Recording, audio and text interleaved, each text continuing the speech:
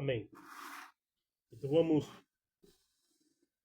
dar início ao nosso leitura de Cantares. E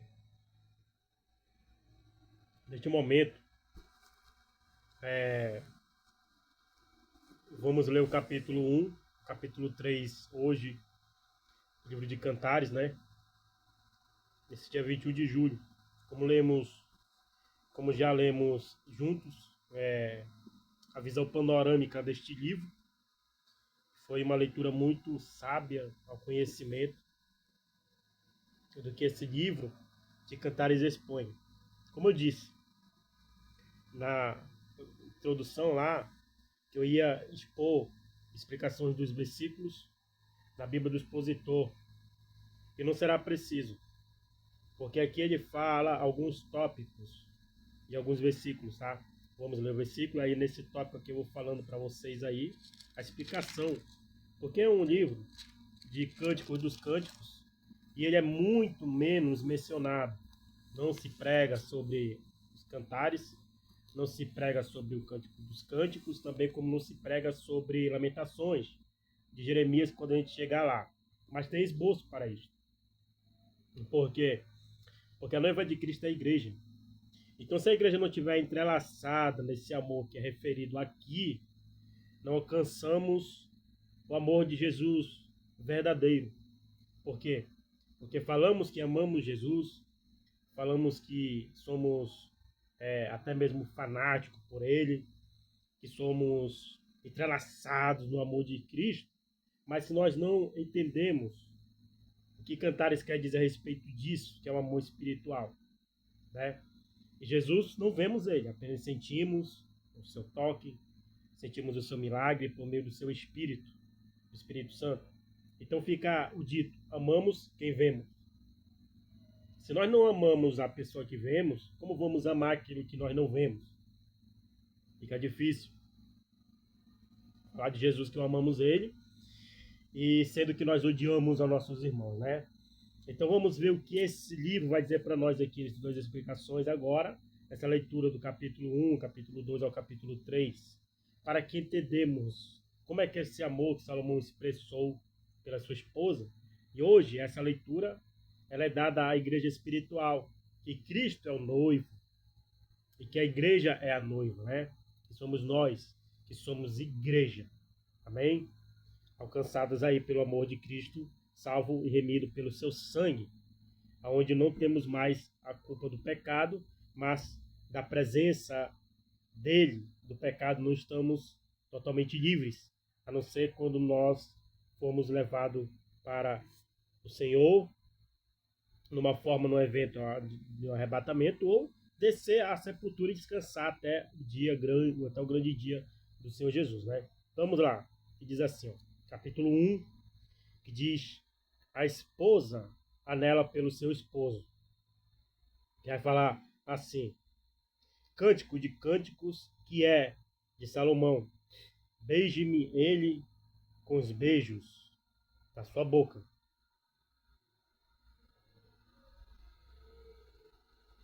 Porque melhor é o seu amor do que o vinho. E aí? Para cheirar, são bons os teus ungüentos, como unguento derramado é o teu nome. Por isso as virgens te amam. Leva-me tu, correremos após ti. O rei me introduziu nas suas recâmeras.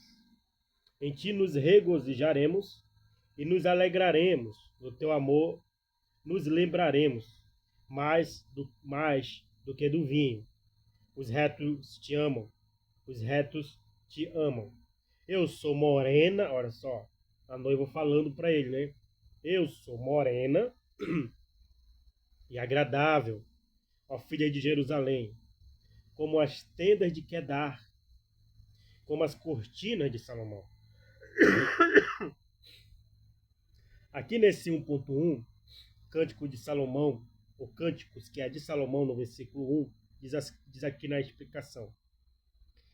Este é o título que o próprio texto hebraico atribuiu a este livro. Significa o melhor, o mais grandioso dos cânticos. Salomão escreveu 1005 cânticos. 1 Reis, capítulo 4, verso 32. No versículo 5 diz aqui: como as tendas de Quedar. Estas tendas eram geralmente feitas de pelos negros de cabra. Quedar era uma tribo árabe constituída de descendentes de Israel. Gênesis 25, verso 13. Isaías, capítulo 21, verso 16 e 17. Por isso, alguns estudiosos entendem que a noiva do livro de Cantares seria uma princesa árabe. Entende agora por que eles brigam, os árabes e os israelitas? Porque houve essa mistura de nações. Salomão casou com muitas mulheres de outras nações, né? Então, a certeza de que a escolhida de Deus é os árabes, o escolhido de Deus são Israel, o escolhido de Deus é Isaac, o escolhido de Deus é Ismael. Entende agora essa guerra? Só que hoje a igreja, a escolha é espiritual. Não é mais o reino físico. O reino físico ele terminou quando Israel foi escravizado, foi para o cativeiro, ali acaba o reino físico. Começa o reino espiritual quando Jesus veio e remiu todos aqueles que creem nele, faz parte desse reino espiritual de Israel. Entende agora a questão de tudo? Vamos agora para o versículo 6. Quando chegar no 9, tem uma explicação. Versículo 6. Não olheis para eu ser morena, porque o sol resplandeceu sobre mim. Os filhos de minha mãe se indignaram contra mim e me puseram por guarda de vinhas. A vinha que me pertence não guardei. Dize-me, ó tu, a quem ama a minha alma, onde apacentas o seu rebanho, onde o recolhes pelo meio-dia, pois por que razão seria eu como a que era? Aliás, por que razão seria eu como a que erra ao pé dos rebanhos de teus companheiros? Se tu não sabes, ó mais formosa entre as mulheres, sai-te pelas pisadas das ovelhas e apacenta tuas cabras junto às moradas dos pastores. As éguas dos carros de Faraó te comparo, ó amiga minha. Né? Então esse é o versículo 9. Vamos aqui o que fala. Amiga minha.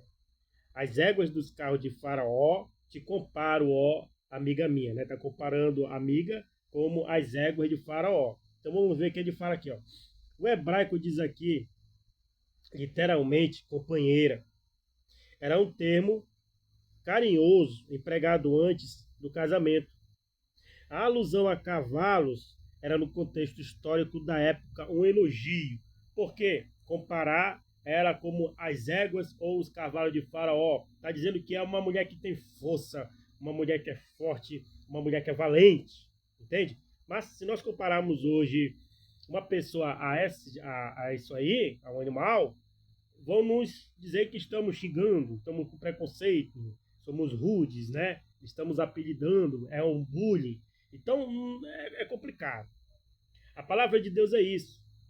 Você comprar uma pessoa hoje, por exemplo, com um boi, vou dizer que ele é uma pessoa chifruda. E na verdade não é. O boi tem força. Ele tem esperteza, né? Então é isso que ele vemos aqui. Que é comparado a uma pessoa forte, valente, corajosa. Que o cavalo é isso. Tem força, corre, não se cansa. Entende? Era um elogio da época. Como acabamos de ler. Mas vamos ler de novo, para você ficar bem entendido. Ó, amiga minha, versículo 9. As éguas dos carros de Faraó te comparo, ó, amiga minha. O hebraico diz aqui, literalmente, companheira. Era um termo carinhoso, ó, um termo carinhoso, empregado antes do casamento. A alusão a cavalos era, no contexto histórico da época, um elogio. Entende agora? Como este mundo como este mundo está maior mimimi, tudo é preconceito. tudo é bullying, tudo é assédio, não se pode dizer mais nada. Continuando aqui, do versículo 11. O 11 tem uma explicação. Vamos lá. No 9, o versículo 10. Agradáveis são as tuas faces entre os teus enfeites, o teu pescoço com os colares. 11. Enfeites de ouro te faremos com pregos de prata. Olha aí. Enfeites de ouro te faremos com pregos de prata. Versículo 11 do capítulo 1. E explica assim: prata, em contraste com suas roupas humildes de pastora, ela seria adornada com joias de ouro e prata. Entende? Versículo 12. Enquanto o rei está sentado à sua mesa, dá o meu nardo o seu cheiro. O meu nardo. Versículo 12. A explicação aqui diz: o nardo é um unguento perfumado, à base de uma erva aromântica do Himalaia. Uma das razões do perfume do nardo ser tão caro, como se vê no caso descrito em João, capítulo 12, versículo de 1 a 7, era por ser de procedência extremamente longínqua, pois o Himalaia fica na Ásia Central, a milhares de quilômetros de Israel, numa imensa cordilheira de difícil acesso. Entende? Aquilo que é mais difícil de conquistar, você vende mais caro. Aquilo que é mais difícil de ser feito, você vai vender mais caro. Porque dá trabalho. Entendeu? Essa é a questão. Versículo 13. O meu amado é para mim um ramalhete de mirra, morará entre os meus seios. 14. Como um cacho de Chipre das vinhas de Engedi, é para mim o meu amado. 14. Isso, como um cacho de Chipre nas vinhas de Engedi, é para mim o meu amado. Ele explica aqui, ó, cacho de Chipre, versículo 14. Trata-se do arbusto rena, cujas flores produzem uma tinta alaranjada e de fragrância agradável, né? Versículo 15. Eis que és formosa, ó amiga minha, eis que és formosa. Os teus olhos são como os das pombas. Versículo 15. Explicando. Olhos como os das pombas. Esta comparação deve referir-se à inocência. A sulamita não tem olhar sedutor, do tipo que suscita emoções impuras, né? 16. Eis que é gentil e agradável, ó amado meu. O nosso leito é viçoso. As traves da nossa casa são de cedro. As nossas varandas de cipreste, né? Então, fica explicado aqui cacho de Chipre no versículo 14. Como um cacho de Chipre nas vinhas de Engedi, és para mim o meu amado. Porque ele diz: trata-se do arbusto rena, cujas flores produzem uma tinta alaranjada e de fragrância agradável. E no versículo 15, olhos como os das pombas, né? Está falando que ela tinha olhos como de pomba. Esse que és formosa, ó amiga minha, e esse que és formosa. Os teus olhos são como os das pombas, que diz. Esta comparação deve referir-se à inocência. A sulamita não tem um olhar sedutor do tipo que suscita emoções impuras, né? Ou seja, nesta época, neste tempo, havia muitas mulheres com olhares sedutores devido a ele ser rei. Entende? Vamos para o capítulo 2. No versículo 1 já tem uma explicação. Capítulo 2. Eu sou a rosa de Saron, o lírio dos vales. Eu sou a rosa de Saron, o lírio dos vales. Aqui fala a donzela sulamita, ela se compara às flores simples do campo, pois não está acostumada à aristocracia de Jerusalém. Saron é a planície litorânea, imediatamente ao sul do Monte Carmelo. versículo 3 ao 5. Aí vem uma explicação do 5. Qual o lírio entre os espinhos, tal é a minha amiga entre as filhas. Qual a maneira entre as árvores do bosque, tal é o meu amado entre os filhos. Desejo muito a sua sombra, e debaixo dela me assento. E o seu fruto é doce ao meu paladar. Levou-me à sala do banquete, e o seu estandarte em mim era o amor. Sustentai-me com passas, conforta-me, sustenta-me com passas, conforta-me com maçãs, porque desfaleço de amor. Aí ele diz: sustenta-me com passas, conforta-me com maçãs. Enfraquecida por problemas sentimentais, que provavelmente incluía decepção, a noiva deseja reanimar-se com passas ou alimento bastante energético. Confortar aqui equivale a revigorar. Vamos lá, continuando no versículo 6. A sua mão esquerda esteja debaixo da minha cabeça e a sua mão direita me abraça. Conjuro-vos, ó filha de Jerusalém, pelas gazelas e ervas do campo, que não acordeis nem desperteis o meu amor, até que queira. E tem uma explicação do versículo 7. Que não acordeis nem desperteis o meu amor, até que queira. Esta frase ocorre 3 vezes em Cantares de Salomão. É a noiva que a emprega, referindo-se à intimidade física conjugal. Ela não quer que haja qualquer intimidade até que a situação seja propícia, até que ela e Salomão se casem. Segundo a Bíblia, o único relacionamento sexual lícito é o conjugal. Né? É isso aí. Tem que casar para depois ter relações. Essa é a coisa certa a seguir. 8. Esta é a voz do meu amado. Até o 16. 16 tem uma explicação. 8. Esta é a voz do meu amado, ele aí, que já vem saltando sobre os montes, pulando sobre os outeiros. O meu amado é semelhante ao gamo, ou ao filho do corso. Esse que está de trás da nossa parede, olhando pelas janelas, reluzindo pelas grades. O meu amado fala e me diz: levanta-te, amiga minha, formosa minha, e vem. Porque esse que passou o inverno, a chuva cessou e se foi.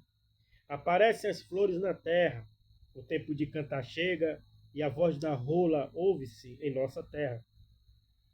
A figueira já deu seus figuinhos, e as vides em flor exalam o seu aroma. Levanta-te, amiga minha, formosa minha, e vem. Pomba minha, que andas pelas fendas das penhas, no oculto das ladeiras, mostra-me a tua face. Faze-me ouvir a tua voz, porque a tua voz é doce e a tua face é aprazível. Apanha-me as raposas que fazem mal às vinhas, porque as nossas vinhas estão em flor. O meu amado é meu e eu sou dele. Ele apacenta o seu rebanho entre os lírios. E aí ele explica aqui o 16. O meu amado é meu e eu sou dele. O amor que os dois enamorados têm um pelo outro é genuíno e fiel. Não há desejo nem espaço para outra pessoa. No casamento deve haver tal amor mútuo e dedicação, que a fidelidade conjugal seja da máxima importância na vida do casal. 17. Antes que se refresque o dia e caiam as sombras, volta, amado meu, faze-te semelhante ao gamo ou ao filho dos corços sobre os montes de Betel. Né? Então, passando aí pelo capítulo 3, temos a explicação do versículo 1 a 4. Vamos entrar agora. Capítulo 3. De noite busquei em minha cama aquele a quem ama a minha alma. Busquei-o e o não achei. Levantar-me-ei, pois e rodearei a cidade. Pelas ruas e pelas praças buscarei aquele a quem ama a minha alma. Busquei-o e não o achei. Acharam-me os guardas que rodavam pela cidade. Eu perguntei-lhes: vistes aquele a quem ama a minha alma? Apartando-me um pouco deles, logo achei aquele a quem ama a minha alma. Detive-o até que o introduzi em casa de minha mãe, na câmara daquela que me gerou. Aí ele explica, do versículo 1 ao 4. De noite busquei-o e não achei. Noite está no plural em hebraico, o que quer dizer noite após noite. A sulamita podia estar sonhando, noite após noite, que estava à procura do seu amado, mas não o encontrava. Versículo 5. Conjuro-vos, ó filha de Jerusalém, pelas gazelas e servas do campo, que não acordeis nem desperteis o meu amor, até que queira. Tem um título aqui para a gente prosseguir no versículo 6. O cortejo nupcial. O esposo exprime o seu amor pela esposa. Versículo 6. Quem é esta que sobe do deserto como coluna de fumaça, perfumada de mirra, de incenso e de toda a sorte de pós aromânticos? E o versículo 6 explica. Quem é esta que sobe?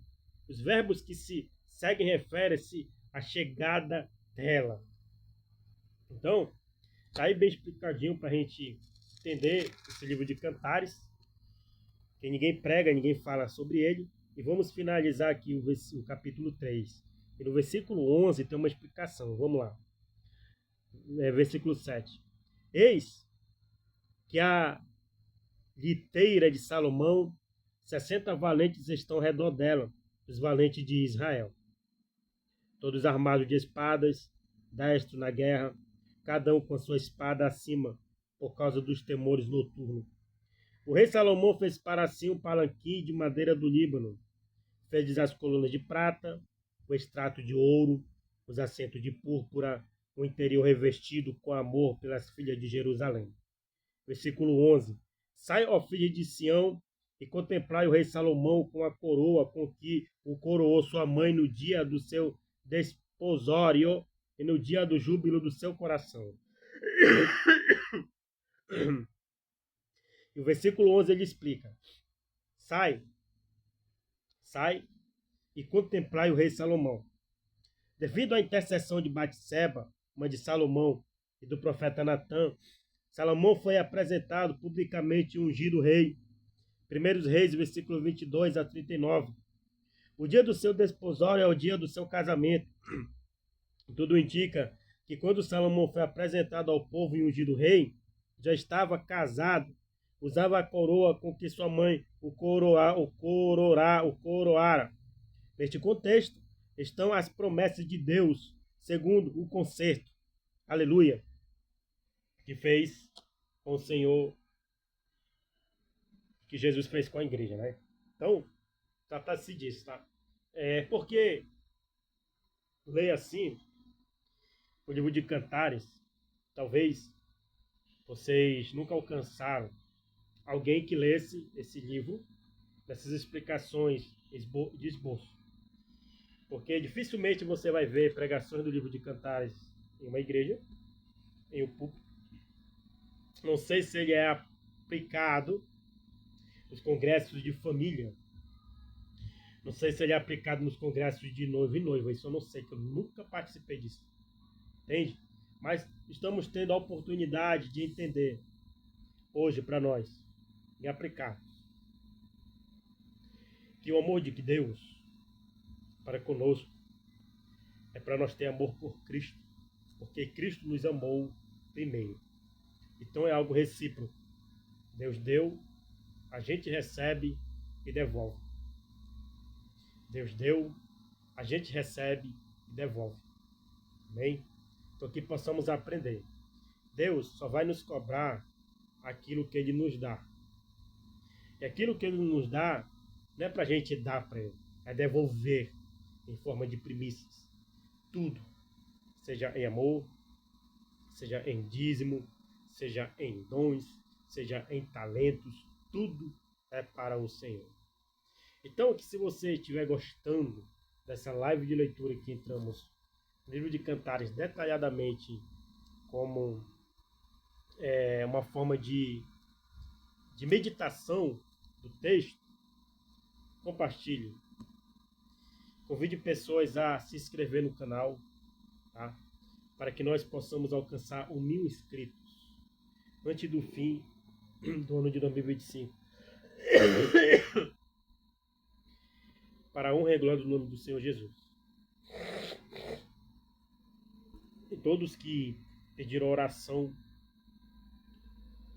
escreveram o seu nome nos comentários de alguns vídeos que eu vi, vamos orar por vocês. Tá bom? Vou fazer essa oração agora. Não lembro o nome de todos, porque quem pediu uma oração foi o irmão Richard. Escreveu lá. Meu nome é Richard. E vamos orar agora.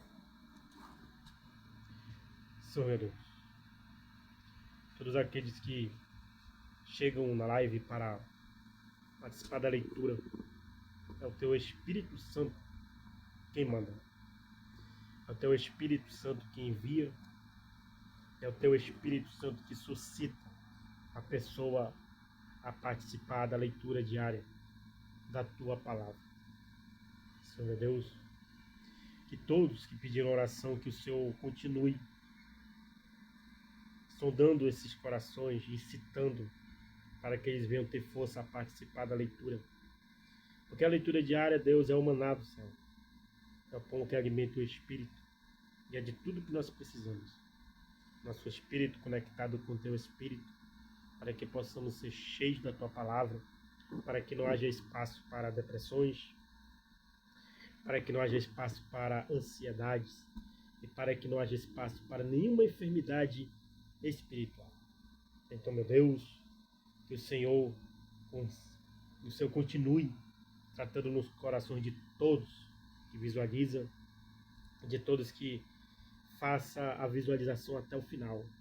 Que o Senhor guia os seus caminhos, o caminho reto, todos os seus projetos, planos que eles tenham elaborado até hoje, segundo a Tua Palavra, vem dar tudo certo. Porque lendo a Tua Palavra, a gente prospera espiritual, prospera fisicamente, profissionalmente e financeiramente. Esse aqui é o caminho da prosperidade em todas as áreas da nossa vida. Em nome de Jesus, guarda todos os inscritos, traga mais inscritos, para a honra e a glória do Teu nome. Amém. Então, sinta-se privilegiado e lisonjeado, porque o que Deus nos dá é um tesouro de grandíssimo valor. Você não vai encontrar isso em lugar nenhum. Hoje em dia, ninguém se dispõe a ler a palavra de Deus. Lê a palavra, estou falando. Não é esboço, não é pregação, é leitura diária. Tá bom? Que Deus te abençoe, em nome de Jesus.